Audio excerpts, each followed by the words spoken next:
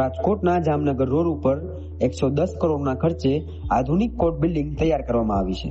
આવતીકાલે સુપ્રીમ કોર્ટના મુખ્ય ન્યાયમૂર્તિ ડીવાય ચંદ્રચૂડના હસ્તે નવી કોર્ટ બિલ્ડિંગનું લોકાર્પણ કરવામાં આવશે.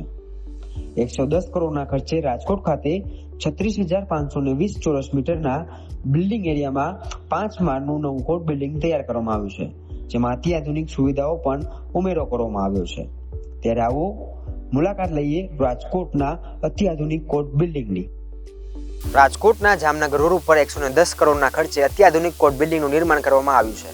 આવતીકાલે સુપ્રીમ કોર્ટના મુખ્ય ન્યાયમૂર્તિ ડીવાય ચંદ્રચૂડના હસ્તે અહીં લોકાર્પણ કરવામાં આવ્યું છે. ત્યારે ખાસ કરીને આ કોર્ટ બિલ્ડિંગની અંદર અત્યાધુનિક સુવિધાઓ પણ આપવામાં આવી છે. રાજકોટ શહેરના વિવિધ વિસ્તારોની અંદર અલગ અલગ અદાલતો છે બેસે છે. તમામ અદાલતો એક સ્તર ઉપર બેસી શકે તે પ્રકારનું આયોજન આ કોર્ટ બિલ્ડિંગની અંદર કરવામાં આવ્યું છે.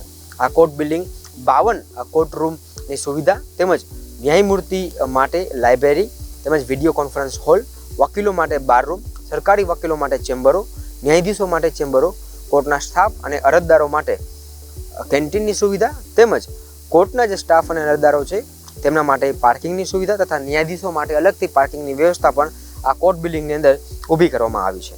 તે ઉપરાંત ladies gents toilet, central record room તથા મુદ્દામાલ રૂમ અને સીસીટીવી સર્વેલન્સ સાથેની વિવિધ સવલતો પણ આ કોર્ટ બિલ્ડિંગની અંદર નિર્માણ કરવામાં આવ્યું છે. સાથે દિવ્યાંગો માટે ટોયલેટ તથા રેમ્પ સવલતોનું પણ વિશેષ આયોજન છે એ કરવામાં આવ્યું છે. અંદાજે 750 800 વ્યક્તિઓનો સ્ટાફ કાર્યરત રહી શકે તે પ્રકારનું સુવિધાસભર આ કોર્ટ બિલ્ડિંગનું નિર્માણ કરવામાં આવ્યું છે.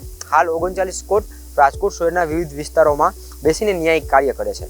આ નવા કોર્ટ બિલ્ડિંગ બનવાથી એક સાથે 52 કોર્ટો એક જ સ્તર ઉપર બેસીને કાર્ય કરી શકે, જેથી કરીને ન્યાયિક પ્રક્રિયા ઝડપી બને તે પ્રકારનું આ બિલ્ડિંગ ઊભું કરવામાં આવ્યું છે. 110 કરોડના ખર્ચે રાજકોટ ખાતે આ 36,520 ચોરસ મીટરના બિલ્ડ એરિયાની અંદર 5 માળનું અત્યાધુનિક આ કોર્ટ બિલ્ડિંગનું નિર્માણ કરવામાં આવ્યું છે, જેનું આવતીકાલે જે કહી શકાય કે સુપ્રીમ કોર્ટના મુખ્ય ન્યાયમૂર્તિ છે ડીવાય ચંદ્રચૂડ તેમના હસ્તે લોકાર્પણ કરવામાં આવવાનું છે. અને ખાસ કરીને લોકો માટે તમામ સવલતો એક સ્તર ઉપર જ મળી શકે તે પ્રકારનું આયોજન છે એ કરવામાં આવ્યું છે, જેથી કરીને ન્યાયિક પ્રક્રિયા છે એ ઝડપી બની શકે.